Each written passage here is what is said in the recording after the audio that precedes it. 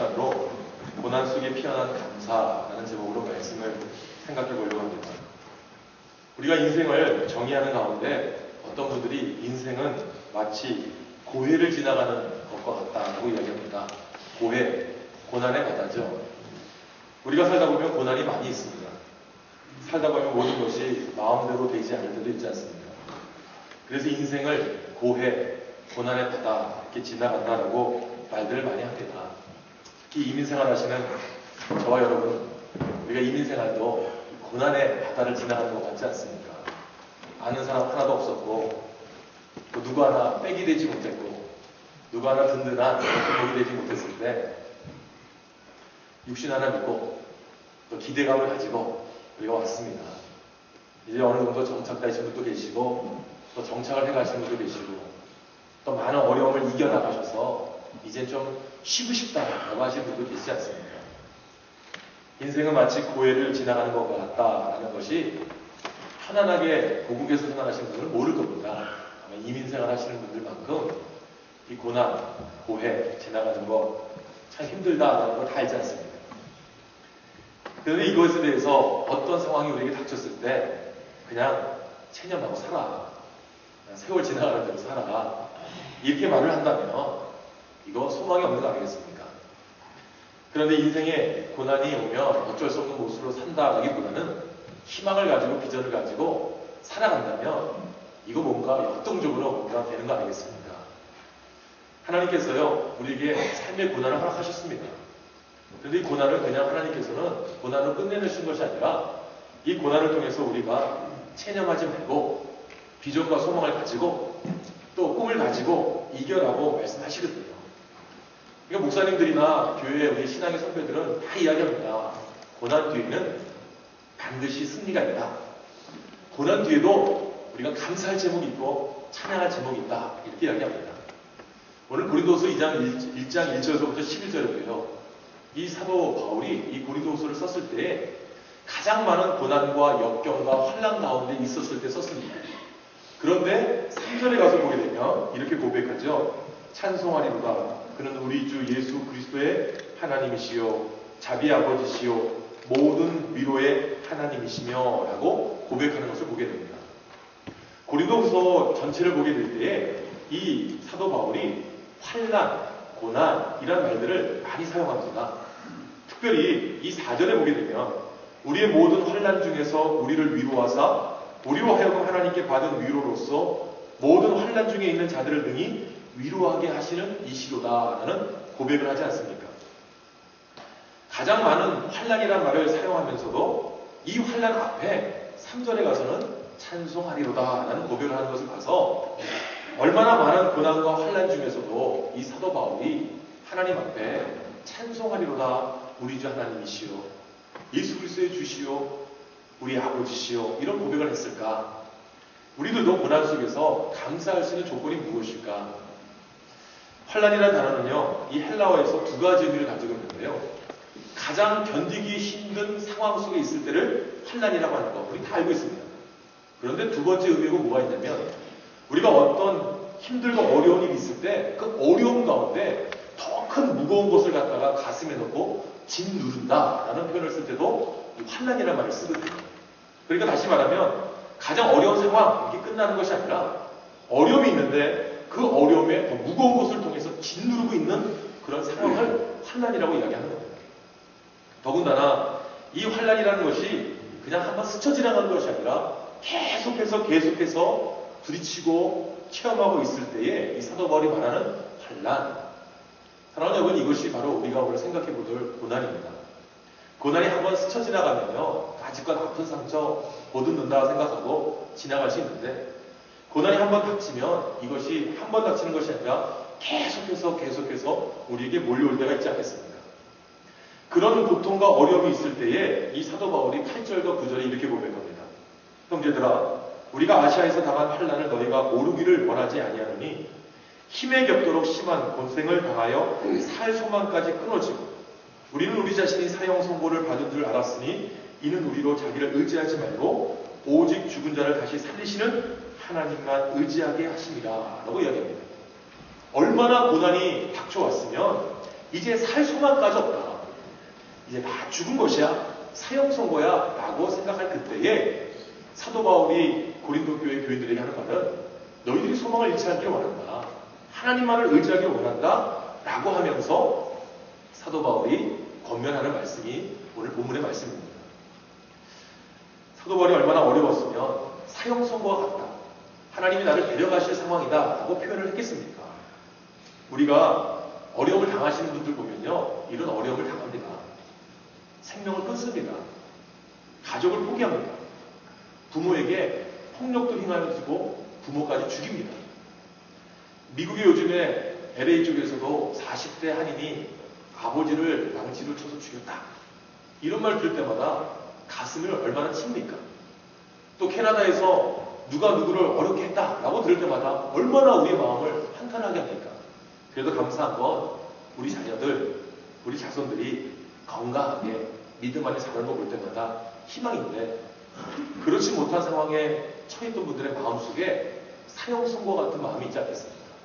인생 끝났다라고 생각하는 어려움이 있지 않겠습니까? 그럴 때에 사도 바울의 권면은 하나님만 의지해라. 죽은 상황이고 어려운 상황일지라도 하나님을 의지해라. 그러면서 오늘 본문에 위로라는 말을 씁니다. 성경을 통해 보게 되면 오늘 사도 바울이 환난이라는 말을 쓰면서도 오늘 또 위로라는 말을 쓰고 있거든요. 그래서 마치 성경을 통해 보게 되면 하나님은 고난도 주시고 위로도 주시고 병도 주시고 약도 주시고 이런 부분을 우리가 생각할 수 있는데 이 고난의 의미가 하나님께서는 한번 다쳐봐 그리고 약 줄게 이러는 게 아니라 이 고난 속에서 하나님의 분명한 뜻이 있다는 것이죠. 그래서 오늘 1절서부터 11절 사이에 보게 되면 이 위로라는 단어를요 이 고린도 후서에서만 29번을 사용하는데 오늘 1절서부터 11절에 보게 되면 이 고난과 위로라는 말을 10번씩 사용합니다. 합쳐서 10번을 사용합니다. 하나님께서 오늘 이 말씀을 통해서 우리의 삶 가운데 이 사도 바울이 고난과 환난 가운데 속에서도 하나님을 찬양하고 하나님을 의지하라고 권면하고 하나님 앞에 감사할 수 있었던 이유가 무엇인지 3절에 나온 것처럼 찬송하리로다. 그는 우리 주 예수 그리스도의 하나님이시요 자비의 아버지시요 모든 위로의 하나님이시다. 고난 가운데에서 이렇게 고백할 수 있었던 이유가 무엇인지를 오늘 한번 저희는 고난 가운데 고난을 통한 감사라는 제목으로 생각해 보려고 합니다. 가장 먼저 오늘 3절 말씀에 찬송하리로다 그는 우리 주 예수 그리스도의 하나님이시요 자비의 아버지시요 모든 위로의 하나님이시다라고 고백할 수 있었던 이 사도 바울의 고백은요 고난에 대해 지나가는 하나님의 특별한 위로와 은혜가 있었기 때문에 그걸 체험했기 때문에 찬송하리로다 고백했다는 겁니다. 자녀를 길다 보면요 부모가 제일 가슴 아플 때 있지 않습니까? 가장 사랑하고 가장 도움을 많이 줘야 될 이 아이가 아플 때인 것 같습니다. 무엇을 어떻게 해야 될지 모를 때 응급실을 찾아가고 또 사람들한테 전화도 하고 또 때로는 백과사전을 뒤져가면서 이 아이의 지금 질병이 어려운 상황이 뭘까 염려하지 않습니까? 여기 계신 분들은 다 경험하셨을 거라고 생각합니다. 아이가 갑자기 고열에 시달렸을 때 갑자기 아이가 어려웠을 때 뭐 100도가 넘는 열에 막 시달리고 있을 때 숨이 껄떡껄떡 넘겨가는 상황이 있을 때 한 번쯤 아이를 등쳐업고 응급실이나 이런 데 찾아가서 아이들한테 대해서 얼마나 그 아이를 가슴에 안고 눈물을 흘리시면서 조마조마한 적 저도 있고 여러분도 있을 줄 압니다. 그런데 그런 고난을 겪어나간 아이가요 그렇게 열병을 신고 아프고 난 다음에 활짝 웃으면서 느끼는 게 뭐냐면 이 아이가 성장했다 이런 느낌이 듭니다. 아, 이 녀석이 조금 큰 거 같네, 이 녀석이 좀 건강해진 거 같네 이런 느낌을 조금씩 갖지 않습니까? 사도 바울이 지금 체험한 사랑이 그런 체험이죠. 하나님이 지금 자기를 죽을 것 같고 사형 선고와 같고 이제 인생이 다 끝난 것 같은 상황 속에서 하나님이 주시는 특별한 위로, 은혜가 있었기 때문에 찬송하리로다. 우리 주 예수 그리스도의 아버지시오, 주시오, 구원자시오 이런 고백을 한 거 아니겠습니까? 그러면서 5절에 이렇게 기록합니다. 그리스도의 고난이 우리에게 넘친 것 같이 우리가 받은 위로도 그리스도로 말미암아 넘치는가. 고난이 넘쳐왔는데 그 고난이 넘쳐오는 것 속에서 절망하거나 낙심한 것이 아니라 그 고난이 덮쳐오는 그 상황 속에서도 하나님이 주시는 위로가 넘쳐났다는 겁니다. 그러니까 그리스도의 고난이 우리에게 넘쳤다는 것은 그리스도께서 주시는 위로가 또한 넘치는 기회가 됐다라는 표현을 우리가 알 수 있는 겁니다. 사도 바울이 고린도후서로 3절에 보게 될 때 이런 고백했던 이유는 바로 고난이 고난으로 끝난 것이 아니라 고난 속에 임하신 하나님의 특별한 위로, 은혜가 있었기 때문이라는 것을 말씀하고 있다는 것이죠. 그런데 그런 위로를 체험한 사도 바울이 세 가지로 고백했던 우리 주 예수 그리스도의 하나님이시라는 의미가 뭡니까? 우리 주 예수 그리스도를 고난의 순간 속에서 십자가에 못 박게 하신 그 하나님께서 내가 예수 그리스도와 같은 고난을 당하지 못하지만, 십자가에 달리는 고난을 갖지 못하지만 그 예수 그리스도가 십자가에서 돌아가시는 그 순간까지 함께 하셨던 하나님이 나의 하나님이다. 이런 고백입니다. 우리가 고난을 당할 때마다 전능하신 하나님이 저 멀리 저 하늘나라에 계셔서 삼층천 위에 계셔서 우리가 무슨 상관이 없는 하나님이 아니시라 하나님이 지금 나와 함께 하신 하나님이 되신다는 것을 우리가 체험하면 그 고난에서 감사가 나올 수 있거든요. 저도 한때는요, 제가 몇 번 여러분들한테 설교 시간에도 이야기했지만 저도 어렵다고 할 수 있는 기회가 몇 번이 있었습니다. 그럴 때마다 제가 느끼는 것 중에 하나가 뭐냐면, 왜 하나님이 나에게 이런 고난을 주실까? 왜 하나님이 나에게 이런 역경을 주실까? 왜 하필이면 이 상황에서, 이런 곳에서, 이런 일들을 감당하게 하실까? 이렇게 생각해 봤습니다. 그런데 그것을 지나고 난 다음에 생각한 게 뭐냐면, 야, 나보다 더 심한 고난을 겪은 분이 계시구나. 나보다 더 어려운 상황 속에서 이겨나간 분이 계시구나.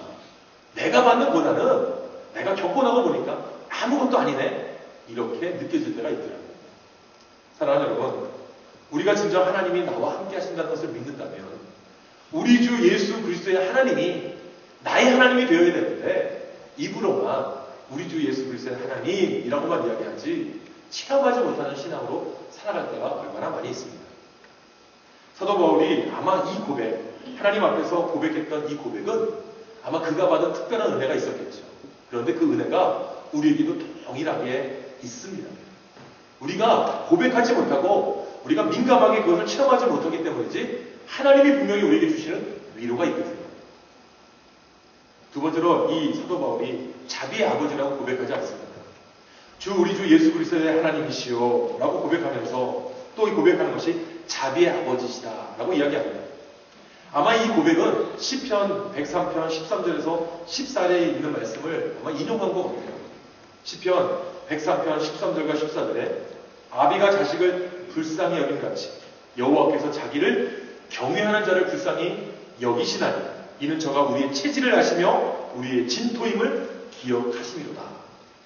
하나님 앞에 경외하고 하나님을 나의 아버지로 믿고 나가는 자를 하나님은 자식으로 삼으시고 불쌍히 여기시고 하나님이 그 불쌍히 여기실 뿐만 아니라 기억하시고 아십니다. 이 표현을 가지고 하나님은 자비의 하나님이란 고백을 하지 않았나 생각합니다. 우리가 고난을 당하면요, 가장 먼저는 후회가 생기고 그 다음에 자책감이 생깁니다. 내가 이렇게 하면 이 어려움을 피해 나갈 수 있었을 텐데, 내가 이런 결정을 했으면 이런 어려움에 안 빠졌을 텐데 라고 하는 후회감이 고난이 오면 생깁니다. 아예 내가 하지 말걸, 내가 가지 말걸, 내가 말하지 말걸 이렇게 이야기할 때가 가장 먼저는 후회감입니다. 그 다음에 자책감이 듭니다. 거봐, 너 지난번에도 또 그랬잖아. 지난번에 그 실수했잖아. 알면서 또 그래? 또 어려워? 이렇게 자책감이 듭니다. 그런데 하나님은 그런 하나님이 아니시잖아요. 우리가 어렵고 힘들 때 이미 우리의 어려움을 아시고 진토임을 기억하신 하나님께서 우리를 불쌍히 여겨주신다. 이거 아니겠습니까? 왜요? 하나님은 무한하신 사랑의 근원자이신 자비의 하나님이시기 때문에, 인애의 하나님이시기 때문에, 사랑의 하나님이시기 때문에, 은총의 하나님이기 때문에 아니겠습니까? 그러면서 이 자비라는 것이 자기가 받을 수 없는 것, 우리가 감당할 수 없는 것까지 주시는 하나님의 은혜를 우리는 자비하신 하나님이라는 표현으로 대체하지 않겠습니까? 고난이 있을 때, 역경이 있을 때 하나님은 아십니다. 기억하십니다. 다만 우리가 그 고난에 대해서 어떤 마음의 자세와 믿음을 가지고 이겨나가고 있는지를 하나님은 바라보고 계십니다. 이미 기억하시고 알고 계시기 때문에 우리가 행할 바를 하나님이 행하시면 하나님께서 우리에게 위로를 주시는데, 고난이 있고 역경이 있을 때마다 우리는 하나님으로부터 멀어져 갑니다. 떨어져 갑니다. 하나님을 대신합니다. 사랑하는 여러분, 성경에 보게 되면요. 오늘 이 사도 바울이 나의 자비의 아버지다 라고 표현을 하면서 한 단계 더 나가지 않습니까? 오늘 3절에 보게 되니까 찬송하리로다. 그는 우리 주 예수 그리스도의 하나님이시오. 자비의 아버지시오. 모든 위로의 하나님이시다 라는 표현합니다. 모든 위로의 하나님이다 라는 이 표현에 이 위로라는 말은요. 이 성경에 보게 되면 두 가지로 사용됩니다. 첫 번째는 우리가 영어로 comfort라는 말을 쓰지 않습니까? 이 comfort라는 말의 라틴어를 보게 되면 이 단어의 의미가 뭐냐면 with power라는 말입니다. 다시 말하면 능력과 함께라는 말입니다. 그러니까 위로라는 말이 아이고 마음 아프시겠어요. 아유 얼마나 걱정이 되세요. 얼마나 수고하셨어요. 말 한마디로 끝나는 것이 아니고요. 하나님은 자비 하나님이신데 능력을 베풀어 주신다는 거예요. 권능의 하나님께서 나의 어려운 상황에 오셔서 나의 아픔을 아시고 기억하시고 이해하시는 하나님이 거기서 끝나는 게 아니라 with power, 능력으로 함께 해주신다는 겁니다. 우리가 알 수 없는 상황을 이겨나갈 수 있는 능력을 베풀어 주시는 하나님이 계시는데 그 하나님 바로 위로의 하나님이다. 이렇게 고백하는 겁니다. 또 하나 이 위로의 말은요. 신약 성경에 보게 되면 이 컴포트라는 말을 가지고 있는 위로는 보혜사 성령님을 이야기할 때 우리가 이야기합니다. 기묘라, 모사라, 전능하신 하나님이라 라는 카운셀러, 컴포러 이런 말을 봤을 때 쓰는 말이 보혜사 성령님이라는 겁니다. 성령님이 오늘도 우리와 함께 하십니다. 하나님께서 우리에게 우리의 형편을 아시고 역사 가운데 우리를 이끄시는 보혜사 성령님이 우리와 함께 하신다는 이것이 위로의 하나님입니다. 고난이 있을 때, 역경이 있을 때, 그 순간을 지나갈 때 하나님은 결코 홀로 계시지 않으시고 능력을 베풀어 주시고 함께 하심을 통해서 보혜사 하나님이 되어주시는데 문제는 우리가 하나님 앞에 가까이 가지 못하는 겁니다. 사랑하는 여러분, 매 맞아 보신 적 있으십니까? 선생님한테 한번 체벌 받으신 적 있으십니까? 엎드려 뻗쳐 빠따 때린다고 하잖아요.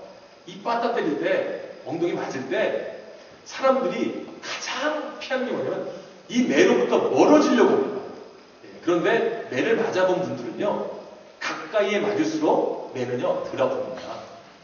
멀면요 이 원심력과 더 힘이 가중돼가지고 멀어질수록 빠따를 맞는 그 아픔은요 배가 가르거든요. 근데 가만히 보면 가까이 가면 갈수록 그래서 우리가 손바닥을 맞을 때요 선생님들 앞에 손바닥을 맞을 때 손 펴! 그래서 손을 핍니다. 그럴 때 우리가 하는 방법이 뭡니까? 이것을 내리면요 아파요. 근데 이걸 위로 올리면요 덜 아픕니다. 고난받을 때, 역경받을 때 하나님 앞에 좀 더 가까이 가면 가까이 갈수록 우리가 받는 고난이 좀 감해져야 됩니다. 하나님은 더 멀어지는 거예요. 점점 멀리 갑니다. 기도생활 끊어지고 말씀생활 끊어지고 믿음의 표현들 점점 멀어지면 멀어질수록 고난은 우리한테 오는 것이 커져 보이는 겁니다. 그럴 때 우리가 할 수 있는 것은 고난의 위로자가 되시고 자비 아버지가 되시고 형편을 아는 하나님 앞에 좀 더 가까이 가는 겁니다. 고난이 올 때 가까이 가냐 멀어지느냐 이것 때문에 우리가 고난이 감사가 되느냐 고난이 저주가 되느냐 감지게 되거든요. 오늘 사도 바울이 힘주시고 함께 하시는 위로자의 하나님 자비의 하나님이 계시다는 것을 알기 때문에 자기가 받는 고통이 사형 선고와 같고 죽을 것 같은 그 상황 속에서도 이미 감소된다. 이제 하나님을 의지해라. 그리고 너희들이 우리가 환난을 받는 거 알지 않느냐? 너희들이 모르지 않기를 원한다. 다 알기를 원한다. 그 가운데서 우리가 이 고난을 이겨나가는 것을 너희들이 봐라 하면서 고백하는 가 되겠습니다. 두 번째로 왜 사도 바울이 찬송하리로다 우리 주 아버지시여 자비 하나님 또 위로의 하나님이라고 이야기했습니까? 오늘 보게 되면 이 고난을 하나님은 헛되이 버리지 않으시고 선용하신다라는 것을 체험했기 때문에 우리에게 주는 고난이 하나님께서는 분명한 계획 가운데 사용하시는 고난이지 이 고난을 통해서 우리가 절망하고 낙심하고 좌절하는 것이 아니라는 것을 사도 바울은 이야기하고 있는 겁니다. 하나님이 허용하지 않으신 고난이 어디 있겠습니까? 욥의 그 고통 가운데서도 하나님이 어떻게 하십니까? 마귀가 욥을 시험하겠다 할 때 하나님이 허용합니다. 그런데 욥기서를 보면 이 욥이 하나님 처음에 왜 질문하지 않습니까? 하나님 왜 나에게 고난을 주십니까? 왜 역경을 주십니까? 왜 내 자녀들을 다 데려가고 내 재물을 다 가져가고 나에게 이런 역경을 주십니까? 욥기를 천칠 뒤져봐도요 하나님 대답 안 하십니다. 우리가 고난받는 이유, 왜 하필이면 왜 나에게 이런 어려움을 주십니까? 라고 할 때 답은요, 때로는 시간이 지나면 답을 알게 되지만 천국 갈 때까지 왜 고난당했는지 모를 때도 있습니다. 그런데 믿음을 가지고 있으면 체험하게 되고 간증하게 되고 고백하게 되는 거 아니겠습니까? 사랑하는 여러분, 확실한 것은 이 고난의 과정 하나님께서 그냥 버리지 않게 하십니다. 꼭 고난을 통해서 하나님의 뜻이 나타나게끔 하시거든요. 오늘 4절 말씀에 우리의 모든 환난 중에서 우리를 위로하사 우리로 하여금 하나님께 받은 위로로서 모든 환난 중에 있는 자들을 능히 위로하게 하시는 이시로다. 여기서 내가 환난을 받았고 하나님의 위로를 받았고 하나님의 뜻을 알았으니까 지금 모든 환난 중에 있는 다른 사람들을 능히 위로하게 하시는 이가 하나님이시다. 우리가 받는 환난은 고난을 나만으로 끝나는 것이 아니라 또 다른 환난과 고난을 받는 사람들을 내가 그리스도의 사랑과 그리스도의 자비를 가지고 위로하게 하기 위해서 우리에게 고난을 먼저 체험하게 하셨다는 겁니다. 고난당할 때 자진하지 마세요. 고난당할 때 실망하지 마세요. 이걸 통해서 하나님이 다른 사람들까지도 위로하게 하시는 하나님이 주신다는 겁니다. 저도요, 목회를 많이 못했지만 제가 그래도 이 어르신들을 많이 좀 상대하다 보니까 이 돌아가시는, 선천하시는 분들 이 상황을 제가 좀 알잖아요. 그래서 처음에는 이 눈서부터 바라봅니다. 눈을 보면 뭔가 하얗게 껴기 시작하거든요. 그럼 이제 얼마 남지 않으신 분이 또 뒤에다가 허리에다가 손을 집어넣으면 이 허리 척추뼈가 툭 내려앉아 계시는 분 하나님께서 부르실 시간이 가까워지거든요. 그런 모습을 보면서 말은 못해요. 이게 언제쯤인 것 같은데. 근데 말은 못해요. 왜? 목사가 잘못 말했다가 큰일 나잖아요. 그런데 경험하면 할수록 느껴지는 거예요. 또 어떤 분은 제가 설교 시간에도 말씀드렸지만 복수 차시는 분들, 그걸 경험하신 분들이 저한테 말씀을 하시는데 저도 어느 날 한순간에 복수가 찬 적이 있거든요. 배가 막 땡땡해지는데 해결할 수 있는 방법, 화장실 가도 안 되고 뭐가 안 되고 안 될 때 계속해서 그 압박감이 오는 걸 느끼거든요. 그런데 그거에 10배, 20배를 간이 나쁘신 분들, 간암으로 고생하시는 분들 복수 차면 더하다는 겁니다. 음식을 먹을 때도 마찬가지 아닙니까? 못 먹을 때는 똑같은 거 아니겠습니까? 알면 위로할 수 있습니다. 알면 동참할 수 있습니다. 결석, 심장결석, 남자들이 겪는 고통이라고 하잖아요. 그거 안 겪은 분들은요, 몰라요. 그거 아픈 상황에서 응급실 갈 때 옆에 있는 아내, 아이들한테 저주가 나옵니다. 얼마나 아픈지요. 왜 앞에 가는 차는 빨리 안 갈까? 왜 좀 비켜주지? 내가 지금 죽겠는데 그거 딱 아시는 분만 아는 겁니다. 내 길을 나오신 분들은 안다는 거지 않습니까? 남자들은 결석을 겪어본 사람들이 안다는 거 아닙니까? 사랑하는 여러분, 인생 가운데서 어려움을 겪는다면요, 하나님이 뜻이 있는 겁니다.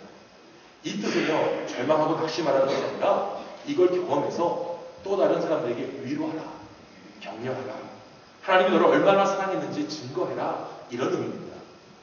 그래서 히브리서 2장 18절에 보게 되면 자기가 시험을 받아 고난을 당하였은즉 시험받는 자들을 능히 도우시리라고 하는 하나님의 말씀이 계시지 않습니까? 하나님이 이미 주님의 고통을 아시고 또 주님이 우리의 고통을 아십니다. 본인이 십자가에 달리신 고난을 겪으신 거 아니겠습니까? 그 예수님의 고난과 고통에 동참하겠다고 헌신하는 우리들이 조금 인생 어렵다고, 좀 고통이 있다고, 환난이 있다고 입으로는 주님 앞에 고백해놓고서는 산 가운데 주님을 떨어지고 멀어진다면 이거 어떻게 우리가 승리하겠습니까? 이민생활은요, 이민생활 하신 분들이 알지 저같이 이민 초기자는 잘 모르잖아요. 10년, 20년, 30년 목회하신 목사님들 그 노하우 저 같은 초년병은 모릅니다. 그러나 우리가 배우고 경험하면 경험할수록 제 후배들에게 또 제 동역자들에게 또 저 밑에 있는 따라오는 사역자들에게 알려줄 수 있는 거 아니겠습니까? 우리도 마찬가지입니다. 고난의 순간들 겪어오신 거 다른 사람들에게 위로해 주는 거 아니겠습니까? 신문을 보니까 요즘에 캐나다 토론토 지역에 의대를 가기 위한, 치대를 가기 위한 학생들을 그 먼저 간 선배들이 함께 멘토하는 그룹들이 모인다고 하더라고요. 그걸 보면서 제가 느끼는 게, 야, 정말 한국 사람들은 좋다. 이게 나쁜 의미로는 이 족보가 나돌잖아요. 시험 볼 때마다 이 선배들이 후배들에게 이 족보를 내줘서, 죄송한 이야기지만 미국의 어느 신학교는요, 한국 사람들이 낸 레포트를 교수들이 다 기록합니다. 10년 동안. 왜냐하면 어느 순간에 이 신학생들 가운데서 이 레포트를요 후배들한테 넘겨주세요. 그러면 영어가 힘드니까 그 레포트를 조금 고쳐가지고 이렇게 싹 내면은 이게 될 줄 알고 내는데 교수들이 워낙 한국 사람들이 이 족보를 많이 갖고 있으니까 그걸 다 기록하고 있다는 거예요. 근데 제가 공부할 때 성신대학교 신학대로는 한 반이 250명입니다. 한 학년이 900명입니다. 교수님들이 그걸 어떻게 레포트를 검사합니까? 문명이 발달돼서요 컴퓨터에다가 한 단어만 치면 그 레포트가요 했는지 안 했는지를 다 발견해낼 수가 있습니다. 이 경험이 아무리 많아도 잘못 사용하면 이게 참 악용되는 건데 그런데 하나님께서는 우리에게 주신 고난 다른 사람들 너 나 이렇게 고난 받았으니까 너 한번 그 고난 받아봐. 이럴 때 이렇게 아플 거야. 이럴 때 이런 삶이 있을 거야. 이런 말이 아닙니다. 다른 사람들을 위로해 주시고 다른 사람들에게 힘을 줄 수 있고 다른 사람들을 격려할 수 있게끔 때로는 우리에게 고난 허용하십니다. 오늘 6절 말씀을 보게 되면 우리가 환난받는 것도 너희의 위로와 구원을 위함이요 혹 위로받는 것도 너희의 위로를 위함이니 이 위로가 너희 속에 역사하여 우리가 받는 것 같은 고난을 너희도 견디게 하느니라. 나만 고난을 끝나는 것이 아니라 다른 사람들을 위로해주고 격려해주면서 그들도 나와 같이 견디게 하기 위해서 하나님이 우리에게 고난, 역경, 환난 허용하시는 겁니다. 어려운 가운데 계십니까? 역경 가운데 계십니까? 여러분들이 가지고 있는 고난과 역경을 위로하시는 하나님, 자비를 베푸신 하나님으로 극복하시고 함께 믿음을 가지고 있는 사람들에게 그 경험을 나눠주시는 겁니다. 위로해 주시는 겁니다. 격려해 주시는 겁니다. 그러면 하나님께서 우리가 받는 고난 이기게 하십니다. 마지막 세 번째를 보게 되면 오늘 사도 바울이 찬송하리로다 고백할 수 있었던 이유는 고난의 순간을 통해서 우리의 신앙을 전적으로 하나님께 맡기는 의지하는 신앙으로 참하기 위해서 하나님은 고난을 허용하십니다. 신학의 기록을 통해서 보게 되면요 사도 바울만큼 교육 많이 받고 배경 좋고 학벌 좋고 얼마나 능력이 많은 사람입니다. 그런데 사도 바울이 오늘 고린도서 1장 1절서부터 11절에 자기가 고난당했을 때에요 어느 고백 중에 내가 지식으로 이 고난을 이겼다, 경험으로 지식을 이것을 이겼다, 내 능력으로 이것을 이겼다라는 말이 없습니다. 우리 주 하나님, 우리 주 아버지, 자비의 하나님, 위로의 하나님께서 능히 나로 하여금 이 고난을 이기게 하시고 또 너희들도 고난을 이기게 하기 위해서 우리에게 친히 역사하셨다. 이런 고백합니다. 오늘 우리가 생각해야 될 것이 바로 이겁니다. 사도 바울은 항상 이렇게 고백합니다. 약할 때가 곧 강하니라. 왜 그렇습니까? 하나님이 나에게 함께 하시니까, 능력 주시니까 내 약할 때가 강합니다. 자기 능력 가지고 자랑한 적 없거든요. 자기 학벌 가지고 자랑한 적 없거든요. 로마 시민권 가지고 자랑한 적이 없습니다. 나는 아무것도 아니구나. 하나님을 의지하니까, 하나님을 붙잡아야 되니까 붙잡기만 하면 하나님이 내 약함도 강하게 하신 하나님이다. 이 9절에 이런 고백을 합니다. 우리는 우리 자신이 사형 선고를 받은 줄 알았으니 이는 우리로 자기를 의심하지 말고 오직 죽은 자를 다시 살리시는 하나님만 의지하게 하십니다. 고난을 주시는 의미는 하나님만 의지하며 살기 위해서 하나님이 우리에게 허락하신 겁니다. 나를 의지하지 말고 하나님만을 의지하기 위해 하나님이 허락하신 것이 고난이다. 전적으로 하나님을 향한 고백, 전적으로 하나님만을 의지하는 그 고백이 있어야 되는 거 아니겠습니까? 이 사랑하는 여러분, 우리가 고난과 역경을 당하는데요 자꾸만 사람을 바라보지 마셨으면 좋겠습니다. 환경을 안 봤으면 좋겠습니다. 조건을 안 봤으면 좋겠습니다. 다 어려워요. 다 사람이에요. 자, 환경도 똑같아요. 그런데 어떻게 이겨나가느냐.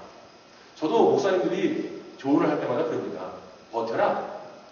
그냥 꾹 참아라. 이렇게 이야기합니다. 근데 이게 아직도요. 이 인간의 본성이 있기 때문에 참지 못하고 인내하지 못하고 견디지 못합니다. 지금도 사실은요. 다른 집사님들이 인슐린 맞을 때 아까 아픕니다 하지만 저요. 바늘로요. 제 손톱 이거 뭐 하나 뿌리려고 할 때요. 달달달달 떱니다. 등치는 산만한데 그거 바늘 하나 칠 때가 달달달달 떱니다. 그러다가 어느 순간에 여기다 링겔 맞는 주사 맞는 거 한번 넣어보고 난 다음에 이제 알게 되죠. 이까짓 거 하면서 견디게 됩니다. 사랑하는 여러분, 인간의 모습을 바라보고 환경을 바라보고 조건을 바라보면 내가 할 수 있는 것 아무것도 없습니다.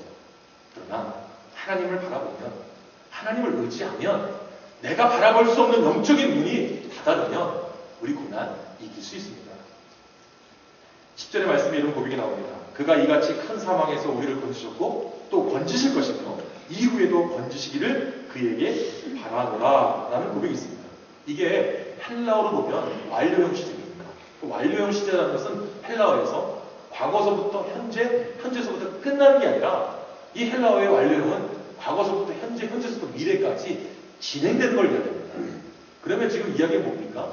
고난 가운데 있을 때 하나님이 과거에도 건지시고 오늘도 건지시고 앞으로도 건지실 하나님이시다.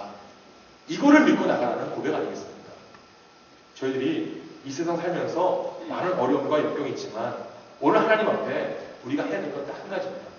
하나님을 전적으로 의지하는 겁니다. 하나님이 과거에도 나를 이끄셨고 오늘도 이끄시고 계시고 앞으로도 이끌어 주실 것이다. 과거에도 나를 구원하셨지만 오늘도 내 어려움 속에서 하나님이 나를 도와주실 것이고 앞으로 어려움이 있을지라도 이겨나가게 하실 것이다. 사랑하는 여러분, 이런 믿음을 가지고 살아갈 때 하나님이 우리를 붙잡아 주시고 이끌어 주시고 역사해 주시는 것 아니겠습니까? 우리 마음속에 의심이 있는 게 문제입니다. 고난이 있을 때 좌절하는 게 문제입니다. 역경 가운데 하나님을 떠나는 게 문제입니다. 하나님을 전적으로 의지하게끔 하시는 것이 하나님이 우리에게 주시는 섭리요 계획이고 뜻이라는 것을 믿으면 고난받을 때 감사하지는 않겠습니다.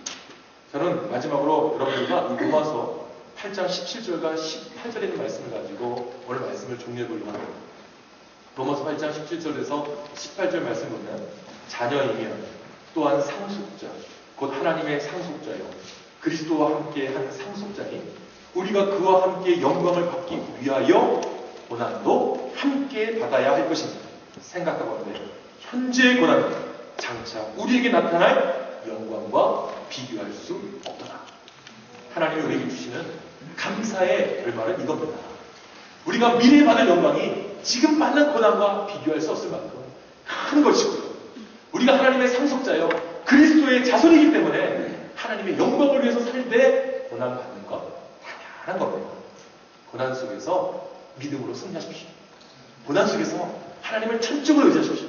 고난 속에서 하나님의 계획이 있으심을 믿고 오늘도 승리하시는 저와 여러분이 되시기를 예수님의 이름으로 부탁드리고 축복합니다. 기도하겠습니다.